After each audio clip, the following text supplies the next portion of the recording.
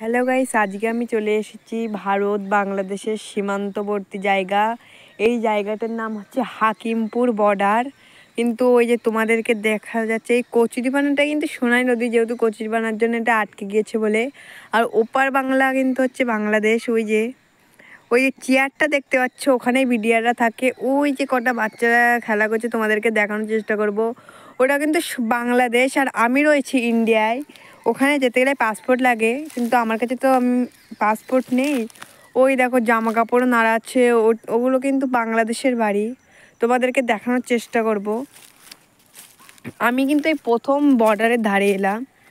তো দেখো, আমি জীবনে প্রথমও বাংলাদেশ দেখছি। ওই দেখো বর্ডারের ওই যে দেখতে পাচ্ছ, বাংলাদেশের ওরা মাছ ধরতে আসে সোনাই নদীতে। ওই যে দুজন, ওরা কিন্তু বাংলাদেশের লোক। ওই যে কজন হাঁটাচলা করছে। তো দুটো বাচ্চাও আছে ওখানে, ওগুলো কিন্তু বাংলাদেশ। তো আমার ভিডিওটা যদি তোমাদেরকে ভালো লেগে থাকে তাহলে প্লিজ অবশ্যই লাইক কমেন্ট শেয়ার করো। তো এখন আমি আসি, তাহলে বাই।